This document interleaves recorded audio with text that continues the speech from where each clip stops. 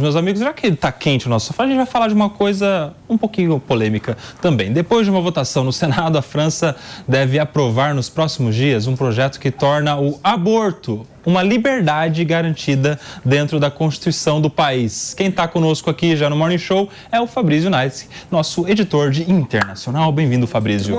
Bom, beleza. Eu tive aula de matemática na escola, não sei se serviu de muita coisa para mim, não. Mas tudo bem. Tá devendo, Fabrício? Se você aprendeu, é outros 500, né? Mas aproveitando que a gente está falando de França agora, eu estudei um ano na França, tive a oportunidade de estudar lá um ano na França. A minha aula de matemática era voltada em... Fabrício, eu acho que nós estamos com um probleminha com o seu... Vê se agora foi. Foi? Foi? Então beleza. Opa, então vamos lá. Vai lá. Aproveitando só o gancho, viu, Nelson? Sim. A minha aula de matemática, eu tive a oportunidade de estudar um ano lá no ensino médio, era voltada inteiramente para a economia. Não tinha geometria, não tinha nada desse tipo, era voltada inteiramente para a economia. Mas aí é um processo um pouco mais complexo, não dá para explicar aqui em um minuto, não. Vamos lá, a França tem o direito ao aborto garantido desde 1975, é uma lei relativamente antiga, já a gente está falando aqui de quase 50 anos já de direito ao aborto na França, instituído lá pela ministra Simone Veil em 1975. Agora o Senado votou, ontem a gente tem até aqui as imagens, 267 votos a favor, 50 contra, para garantir o aborto como uma liberdade constitucional garantida dentro da Constituição. Fabrício, só um minutinho. São 11 horas, 21 minutos. Nós estamos aqui com o Fabrício Naitz, que é nosso editor de internacional, que está nos atualizando sobre a polêmica do aborto na França, que pode se tornar algo irreversível na Constituição, para você que chega agora pelo rádio. Continuando, Fabrício. Pois bem, a França votou agora, o Senado aprovou, por 267 votos a favor e 50 contra, a garantia do aborto dentro da Constituição, um direito irreversível. Isso já havia sido aprovado pelos deputados, foi aprovado ontem pelo Senado e na segunda-feira vai ser convocada uma sessão simbólica para tornar isso algo realmente dentro da Constituição, dentro da Carta Magna francesa. Precisa da aprovação de 3/5 do parlamento, mas isso vai passar, porque já passou na Câmara com grande aprovação, já passou no Senado, inclusive com votação favorável de senadores de direita, senadores do centro também. 80% da população da França aprova a lei envolvendo o aborto. A questão aqui é a seguinte: em 2022, os Estados Unidos reverteram a lei local que permitia o aborto, aquele caso chamado Roe v. Wade, que também era relativamente antigo, e isso gerou um temor dentro da França que por lá pudesse haver alguma reversão na lei, que eles pudessem voltar atrás, tentar mudar alguma coisa. Então, é uma forma, segundo os políticos de lá, de garantir que nada vai mudar na lei. A lei hoje prevê que uma mulher pode interromper a gestação voluntariamente até a 14ª semana de gestação. Então, isso não deve mudar em breve. Teve até uma fala interessante do ministro da Justiça da França dizendo o seguinte: a democracia não pode controlar o seu destino se as mulheres não tiverem o direito de controlar os delas próprias. Então é extremamente interessante a gente debater isso aqui. Teve protesto, claro. Se não fosse França, se não tivesse protesto, não seria a França, né? Protesto contra e a favor. Um time que protesta com um time que tem o Mbappé, o Messi e o Neymar, protesta contra qualquer coisa. Protesta contra qualquer coisa. Não teve carro queimado dessa vez, mas teve protesto, teve gente na rua, tanto aprovando essa votação quanto rejeitando também. Muito bem, Fabrício Naitz trazendo informações sobre esta discussão na França que pode tornar o aborto como um direito irreversível. Obrigado, Fabrício. Vamos discutir aqui. No Brasil, seria como se este direito ao aborto fosse transformado em cláusula pétrea. Ou seja, ninguém nunca mais pode rediscutir e voltar atrás com este direito das mulheres de fazer o aborto. Lá na França, já é um direito até 14 semanas. Vocês acham que isso pode ser uma tendência mundial e começar a impactar outros países? Como é que você vê isso, Mano Ferreira? Olha, Kobe, eu acho que varia muito conforme a cultura. Eu diria que o aborto é um dos temas mais complexos em todas as sociedades, porque, afinal de contas, a gente está discutindo sobre quando começa o direito à proteção à vida, né? Quando que o feto se torna um sujeito de direito a ser protegido pela legislação. Então, isso acaba evocando crenças de todos os tipos, filosóficas, religiosas, sobre a origem da vida humana em sua plenitude. E, na minha visão, não existe uma resposta única legítima, existem múltiplas respostas possíveis para isso, de acordo com a visão de mundo. Por isso, cada sociedade vai ter a sua legislação. Eu diria que, em sociedades com uma cultura mais progressista, essa é a tendência, mas existem outras sociedades com a cultura mais conservadora. Então, nesses países, eu acho muito difícil que o aborto avance nesses termos que avançou na França. Ana Beatriz, lá é tido como um direito das mulheres o aborto. Não, esse tema ele é muito polêmico, é muito difícil de ser tratado no programa, porque envolve uma complexidade muito além do tempo que a gente tem para falar. Existe essa tendência, e além da questão da sociedade progressista, me parece uma questão também de saúde pública. Porque, embora pessoas sejam contra o aborto, existe o aborto ilegal. E o aborto ilegal traz risco sério à saúde da mulher, em especial da mulher pobre, que não tem condições de ter este aborto, que ainda é ilegal, seja feito com o mínimo ali de respaldo médico, etc. Então, aqui no Brasil, por exemplo, a gente vê mulher tentando abortar com um monte de chá, que a gente... Assim, não se sabem as consequências e os riscos daquelas medidas que elas estão tomando, porque elas não desejam ter aquela criança. Sob essa perspectiva, me parece que o ideal é garantir que aquela que queira tomar essa decisão tenha condições de saúde e a segurança para tomar esta decisão. Eu entendo que é muito, muito questionável, que existe o direito ao feto, é uma discussão séria, mas a gente não pode fechar os olhos para a realidade que as mulheres estão se colocando em risco por conta dessa situação. E é por isso, imagino eu, que a França esteja caminhando nesse sentido.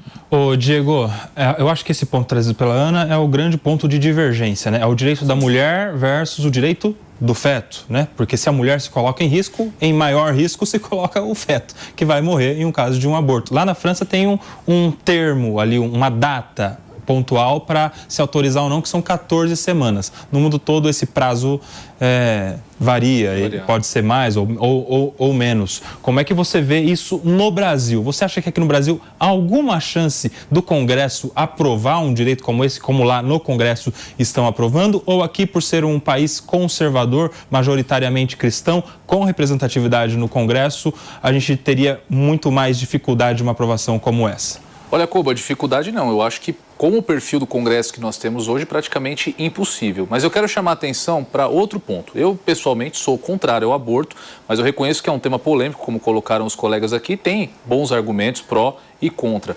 Mas na França, o caso que nós expusemos aqui, o aborto ele é legalizado desde 1975. E só agora em 2023 é que estão cogitando a conversão desse direito em uma cláusula pétrea na Constituição francesa. Olha o tamanho dessa evolução, o quanto esse debate avançou. Enfim, por quase 50 anos aí, o tema sendo discutido até que finalmente se consolide enquanto um direito fundamental. Para o Brasil, a gente não tem como importar isso de forma enlatada. Olha, aprovaram na França, vão aprovar aqui também. Não, isso passa aqui também por uma discussão e o palco para essa discussão é, de fato, o Congresso Nacional. Lá vão ser formadas as comissões temáticas, serão ouvidos especialistas e aí cada deputado, cada senador pode votar conforme a sua convicção. O que a gente não pode admitir é que algo tão importante e reconhecidamente polêmico, como nós pusemos aqui, seja debatido, não seja debatido e seja aprovado ou reprovado a toque de caixa. Nós precisamos de um processo democrático que garanta a discussão sobre o tema. Tema polêmico, né, PP? O tema é polêmico, né? Permeado por muita hipocrisia, né? Aborto é um dos temas que todo mundo publicamente se coloca contrário, mas se tiver que fazer, as pessoas vão arrumar jeito de fazer, não é? E isso gera um problema muito grande, não é? Realmente, quando você pega, por exemplo, as grandes causas de morte de adolescente no Brasil, grande parte dela é por conta de tentativa de aborto ilegal. Ou seja, não dá para você desvincular o tema do aborto ao tema da saúde pública, não é? E aí tem um dado importante, né? Se vê, por exemplo, os nossos vizinhos, Colômbia, Argentina, 2 países de cultura católica que legalizaram o aborto. Então, as pessoas de classe média alta, rico, podem ou buscar clínicas clandestinas no Brasil, que todo mundo sabe onde tem, né? Essas pessoas sabem onde chegar, ou podem, por exemplo, pegar um ônibus, pegar um avião, comprar um pacote na CVC, pegar um avião, ir para a Colômbia fazer aborto, ir para a Argentina fazer o aborto e voltar com umas garrafas de vinho, e agora pode ir para a França, não é? Ou seja, o tema do aborto, da forma como está sendo discutida no Brasil, infelizmente, cria, mais uma vez, um apartheid social. Não está sendo discutido. As jovens pobres estão sendo... Aborto do Brasil é crime, está lá no Código Penal. As jovens que cometem aborto têm risco de vida e os ricos têm instrumentos para resolver a situação. Claro que no Brasil é crime aborto, né? Mas nunca vi ninguém ser criminalizado por aborto no Brasil. O que mostra, de fato, esse apartheid social que eu estou falando aqui agora, né? E aí tem uma questão que eu acho importante destacar, que ninguém discute no Brasil, e ninguém discute de forma profunda no Brasil, é que no Brasil, por exemplo, quando a pessoa morre, é declarada morta, né? Morre por morte cerebral. Ou seja, quando o cérebro deixa de funcionar, a questão da vida não é relativizada. A pessoa já sabe que ali uma pessoa morreu. Agora, na questão da vida, aí começam as discussões. Por que não se discute a vida com o começo do cérebro, por exemplo? Mas e aí o dado temporal, como na França colocou 12 semanas, já tem uma justificativa clara. 2 semanas o cérebro já está formado e ali não tem mais um feto, tem uma vida humana, de fato, não é? Então, quando você relativiza, tanto os católicos, os evangélicos, todo mundo no Brasil que eu conheço, assume que a morte da pessoa ocorre com a morte cerebral. Mas na vida é diferente. Na vida, a formação da vida já não é o cérebro que importa, mas na morte é. Então é uma contradição também de todas as pessoas quando falam em aborto. Agora, uma coisa que eu fico assim impressionado. Quem já teve a oportunidade de ver um ultrassom nas primeiras semanas, eu acho que são 6, se eu não me engano, 6 ou 7, que vê um bebê com o coração batendo, um feto na barriga da mãe, com o coração batendo, eu acho que tem muita dificuldade de alguém ver aquilo e não chamar de vida. De alguém ver alguém dentro da barriga da mãe, com o coração batendo e não chamar aquilo de vida. E eu acho que neste ponto... O coração continua batendo, mas o cérebro morreu, mas a pessoa já pode... Neste ponto, eu acho que há, para além dos critérios estritamente objetivos, algo subjetivo, subjacente, vamos dizer assim, né? Algo subjetivo que vai além, Pepe, que é o sentimento da vida, do nascimento. Eu acho que o nascimento da vida, ele pega mais no ser humano do que a própria morte. Como é que vocês veem? Mais lenha na fogueira, então. Sim. Esse sentimento, ele vem a você, ele veio a mim, veio ao Diego, ao Pepe, mas pode ser que não venha para outros. Pode ser que a grávida nem consiga, nem tenha meios e condições de fazer um ultrassom com 6 semanas. Existe uma questão, e vejam, eu não estou aqui fazendo defesa de absolutamente nada, eu só estou colocando certos pontos que eu acho que precisam ser analisados para a tomada de uma decisão, e aí concordo 100% com o Diego. Precisa ser estudado e analisado, e cada congressista vai dar o seu voto. Mas a gente se coloca muito na situação. Eu, como mulher, me coloco muito na situação de o que eu faria. Mas eu tenho que pensar que não é toda mulher que tem as mesmas condições e as mesmas circunstâncias de vida do que eu. Existe um livro que ficou muito famoso há alguns anos atrás, chamado Freakonomics. Ele fala sobre causalidades da economia. E um dos capítulos mais interessantes é o que fala que 18 anos depois que o aborto foi autorizado no estado de Nova York, os índices de violência caíram drasticamente. Porque ninguém aqui está pensando na vida que essa criança vai levar depois dela nascer. Ninguém está pensando na dignidade da pessoa humana. Então, o debate ele é extremamente complexo. Eu acho super importante a gente discutir isso aqui, mas precisa ser feito no Congresso. 30 segundos. Um outro aspecto muito interessante nesse sentido é que é um olhar antropológico, é como que nós ritualizamos o luto, né? Como que nós ritualizamos a perda da vida de alguém. E é um fato de que a gente lida como sociedade, como cultura, com a morte de um adulto de uma forma muito diferente de como a gente lida com a morte de um feto, inclusive em casos de aborto natural ritual, onde o bebê era desejado e, por algum motivo, infelizmente, vem a óbito ainda dentro da barriga. O ritual de luto das famílias e da sociedade em torno desses casos é muito diferente. São 11 horas e 34 minutos. Quem está na rádio vai para um breve intervalo.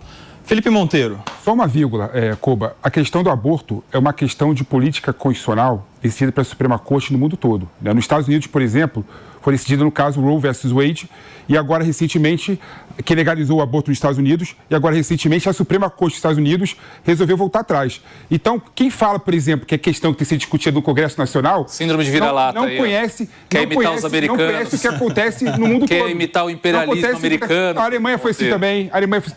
Mas por que o Brasil não pode ser melhor discutir no Congresso em vez de ser no Judiciário? A França está sendo no Congresso. Porque tem um ponto de vista que tem um ponto de vista anterior que diz, por exemplo, que a Suprema Corte ela consegue resolver essas questões políticas constitucionais e consegue empurrar a sociedade melhor do que um Congresso conservador, qual é o caso do Brasil.